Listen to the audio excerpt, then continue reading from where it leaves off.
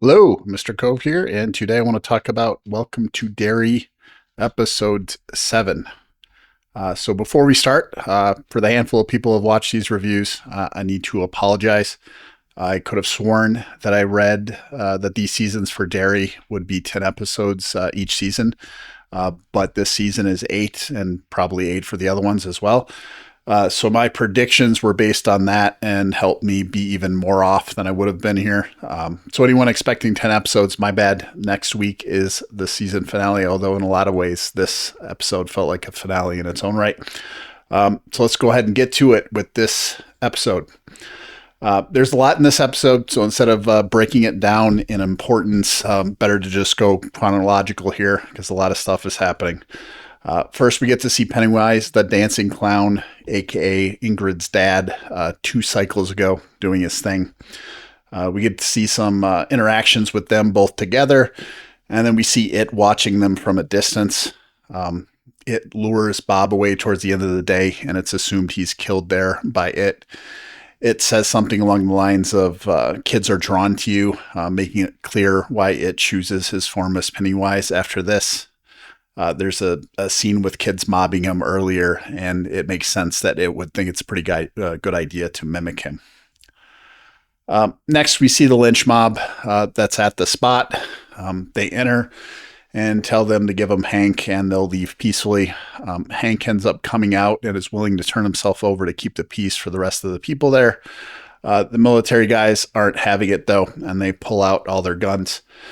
Saying this won't end well for the mob, the former police chief backs the mob out and says they're right, this isn't the way. They exit, but immediately block the doors and start throwing torches through the windows and shooting at the building. With no vision because of the smoke and fire quickly enveloping the building, the military guys don't have much of a chance shooting back and are picked off easily. It makes an appearance in the building shortly after this starts and starts eating some people. The most graphic that we've seen so far in any It media. Halloran wants to save the 4 children that are in there. So after realizing he can get under the building through the rotting floorboards that were by the leaking ice box, he decides he needs the help from the dead people. He asks one of them in helping to find the kids in the building so he can get them out. He gets Hank, Will, and Ronnie out, but before he can get Marge and Rich out, the building collapses between them. Stuck, Rich uses a safe or something to protect Marge, saying they can get inside and be protected from the falling roof and fire. He convinces Marge to get in before she realizes there isn't room for him. Rich sacrifices himself by laying on the roof so she can get out and try to save him. They have some moments that are probably the most emotionally filled part of the show thus far. I thought that was well done. As opposed to last episode where we have Leroy's partner dying, and he's saying, make it count. Like we're supposed to, be at some emotional, high for the show after seeing his partner who's been around for like 10 minutes in the entire, season, having that be some kind of, important moment that we're all supposed to feel. This actually had the emotional backing. Rich was a very fun character. I think he was, the most interesting of the kids. And so seeing him sacrifice himself for the girl that, he's liked from the beginning of the season and getting to tell her, some things, while, essentially knowing he's going to die. It was a pretty good moment and, definitely the most emotion filled that we've had in the season thus far. So that was a good scene. This ends up working, and later we find Marge safely inside. The next morning is emergency personnel show up and, are recovering bodies and stuff. And we hear her inside the safe asking for help. There is some stuff that has fallen on it, so she can't get out. So we find her alive, and then we find Rich dead, next to her, safe there. Before this, Ingrid shows up in her full clown costume outside. As I'm sure everyone already knew, she was the one who told the cops where Hank was and wanted a giant massacre so she'd know it would be there and she'd be able to see her father. She's convinced this time having the clown costume on will allow her to save her father or free him or whatever she thinks can happen here. Ingrid's husband, part of the mob, is still there after his car won't start. It chops his head off in front of Ingrid and eats his brain while she watches.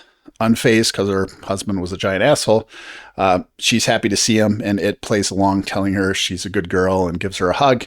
You can tell he kind of wants to eat her, but he walks away saying he'll be back later and needs to go to sleep now. Ingrid gets upset that he's leaving, and it insists he'll be back and not to worry, he always comes back, but she breaks down and tells him not to abandon her and grabs his arm as he's trying to leave. It's had enough of her at this point and says, yeah, I'm not your father, I ate him, and then he deadlights her.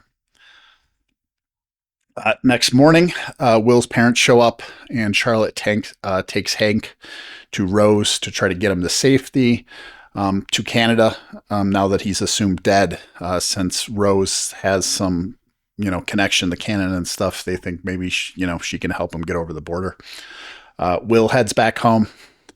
Halloran senses that it is now hibernating and leads them to a shard with the help of a dead tribesperson. Turns out the military has bad intentions, who'd have thought, and their intention isn't to send it to Russia, but to take the cage off it so the American people are easier to control with it terrorizing them. He can only eat so many people, so they figure this is a great idea to save the country. Leroy is trying to stop the military from destroying the shard, but ends up failing. The general sends Leroy away, calls him a hero for the help, but it seems clear that they intend to kill him or keep him as a prisoner because he's not on board with their plan, and they don't want, that information getting off the base here. Upon the destruction of the shard, we flash to it hibernating, and he wakes up. This means he doesn't need to hibernate or something, and he immediately shows up to deadlight Will in his home, ending the episode.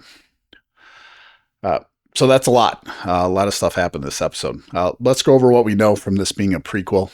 Halloran exists in The Shining and seems fine. So it's assumed he gets the dead people back in his box at his head. Not a giant plot point, but being a main character, still most likely going to be resolved in the next episode.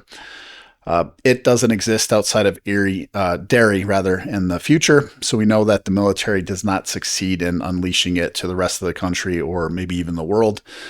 So despite my terrible predictions based on a 10-episode season, I still see the Native Americans in the next episode saving the day and getting the shards back in place. There's still stuff they can break off the ship or whatever, prison or whatever it was that it showed up in. So despite the other shard being melted down and destroyed, this can still happen. I have no idea what happens to make the military leave, however, so that'll be real interesting to see, how that plays out. Maybe it will screw itself by killing the general or something. I do see Leroy being killed or seen thrown into like an unknown prison or something, so not looking good for him. We don't know what happens to people hit with the deadlights here because in the original, it is eventually defeated, and that seems to be, partly how people are saved from the deadlights, insanity or comas.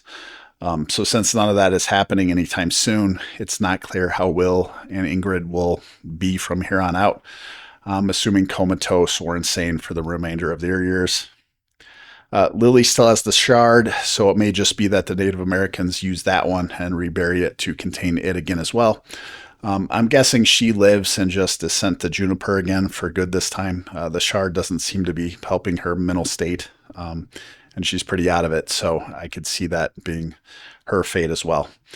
Hopefully Hank gets away, but this is an it story, so maybe nothing at all works out for anyone, which I think is also a strong possibility. So I think that's about it for what needs to get wrapped up next episode.